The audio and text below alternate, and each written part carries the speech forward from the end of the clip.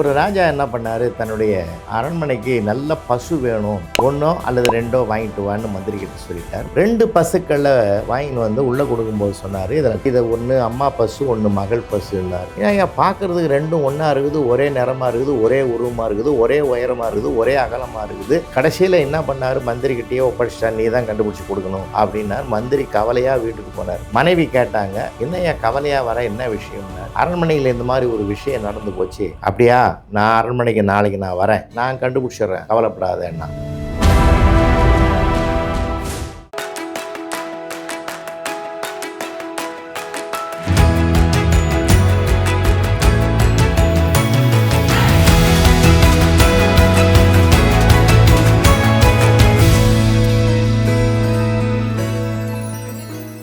நாயகி TV நேயர்களே, அன்பு தமிழ் உறவுகளே, உங்கள் அனைவருக்கும் என்னுடைய அன்பான வணக்கம். பாரதி ஒரு அழகான வரி சொன்னார், பெண்ணுக்குள் ஞானத்தை வைத்தான் புவி பேணி வளர்த்திடும் ஈசன், மண்ணுக்குள்ளே சில மூடர் நாங்கள் மாதர் அறிவை கெடுத்தார் அப்படின்னு சொல்லி ஒரு இடத்துல சாடுவார். கல்வி வேறு, ஞானம் வேறு. பொதுவாக பார்த்தீங்கன்னா கல்வி எல்லாராலையும் பெற முடியும், ஆனால் ஞானம் என்பது ஒரு சிலருக்கு மட்டுமே வாய்க்கக்கூடியது. ஆனால் பாரதி என்ன சொல்ல வர்றார்னா, பெண்ணுக்கு ஞானம் என்பது பரிபூர்ண சொந்தம்ன்றார். எல்லா பெண்களுக்கும் அந்த ஞானம் இயல்பாகவே இருக்கும்னார். ஞானம் என்பது பிறவியில் வருவது, கல்வி என்பது நாம் இடையில் பெறுவது. கற்பதனால் வருவது கல்வி அறிவு, இறைவன் தருவதனால் பெறுவது ஞானம். அது பிறவி குணம்னு சொல்லுவாங்க. இந்த ஞானம் பெண்ணுக்கு மட்டுமே இறைவன் அதை சொந்தமாக்கி இருக்கிறான்னு தான் பாரதி பெருமைப்படுவார். ஒரு நிகழ்வு, ஒரு ராஜா என்ன பண்ணாரு, தன்னுடைய அரண்மனைக்கு நல்ல பசு வேணும், ஒன்றோ அல்லது ரெண்டோ வாங்கிட்டு வான்னு மந்திரி கிட்ட சொல்லிட்டார். மந்திரி ஒரு ஆள்கிட்ட சொல்லிட்டாரு. மந்திரி என்ன பண்ணாரு, ஒரு கிராமத்துக்கு போய்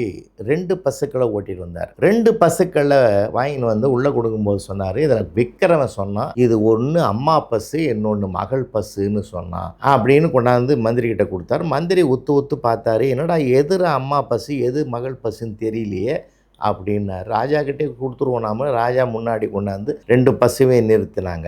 அப்போ மந்திரி சொன்னார், இதை ஒன்று அம்மா பசு, ஒன்று மகள் பசுன்னார். ஏன் பார்க்கறதுக்கு ரெண்டும் ஒன்றா இருக்குது, ஒரே நிறமாக இருக்குது, ஒரே உருவமாக இருக்குது, ஒரே உயரமாக இருக்குது, ஒரே அகலமாக இருக்குது, இது அம்மா எது மகள்னு கண்டுபிடிக்க முடியலையேன்னு. அப்போ மந்திரி ஒரு யோசனை பண்ணார், பால் கறந்து பார்ப்போம் அப்படின்னாரு. எதுக்கும் பாலை கறந்தாங்க, அதுக்கும் பாலை கறந்தாங்க. 2 லிட்டர் கரெக்டாக கறக்குது, அதுக்கு மேலே கறக்கலை. என்னையா ஒரே குழப்பம் அதிகமாக போச்சு. அந்த விலங்கியல் சம்பந்தப்பட்ட அதிகாரியை கூட்டு காட்டுறாங்க, அவராலையும் கண்டுபிடிக்க முடியல. மாடு மேய்க்கிற அனுபவம் உடையவங்களை கொண்டாந்து பார்க்குறாங்க, அப்பயும் முடியலைங்க. கடைசியில் என்ன பண்ணார், மந்திரிக்கிட்டேயே ஒப்படைச்சிட்டார், நீ தான் கண்டுபிடிச்சி கொடுக்கணும் அப்படின்னார். மந்திரி கவலையாக வீட்டுக்கு போனார். கவலையோடு வீட்டுக்கு போன பிற்பாடு அவங்களுடைய மனைவி கேட்டாங்க, என்னையா கவலையாக வர, என்ன விஷயம்னார்.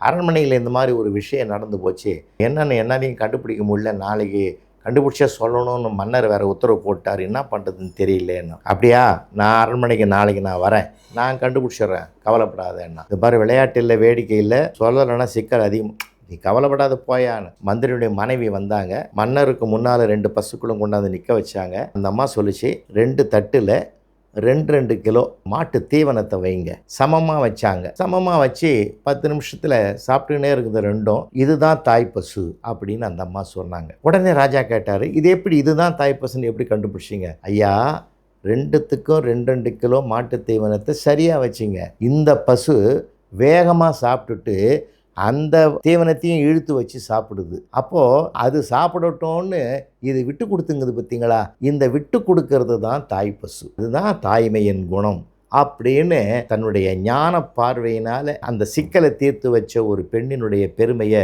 அந்த நிகழ்வு நமக்கு உணர்த்துகிறதுனா, இந்த ஞானம் நம்மை காட்டிலும் பெண்களுக்கு இருக்கிறதுக்கு என்ன காரணம்? பொறுமை, நிதானம், சகிப்புத்தன்மை, எதையும் ஆராய்ந்து பார்க்கிற அமைப்பு அவர்களுக்கு மட்டுமே இருக்கிற காரணத்தினால்தான் இந்த நிகழ்வு வெற்றி பெறுகிறது. அதனால்தான் இல்லறத்தை நல்லறமாக நடத்துகிற பெரிய சிறப்பு அவங்க கையில் இருக்குது. உன்னை கரம் பிடித்தேன் வாழ்க்கை ஒளிமயமானதடின்னு பாரதி பாடினதுக்கு அதுதான் காரணம். பெண்மையை மதிப்போம், பெண்மையை போற்றுவோம், பெண்மைக்கு முன்னுரிமை தருவோம், அவங்க சொல்கிறதையும் கேட்போம். கேட்டால் தான் அதில் ஒரு சிறப்பு இருக்கும். ஏன்னா நுட்பங்களை அதிகமாக கண்டுபிடிக்கிற புலமை அவங்களுக்கு தான் அதிகமாக இருக்குது. அதனால தான் அந்த ஞானத்தை நாம் பையனுக்கும் உருவாக்கணும். அந்த ஒரு பக்குவத்தை அவங்களுக்கு நாம் இந்த மாதிரி நிகழ்வுகளெல்லாம் எடுத்து சொல்லி அவங்களை நெறிப்படுத்தணும்னா படிப்பை தாண்டி வாழ்வியலை அவர்கள் நிறைய கற்றுக்கொள்வார்கள்.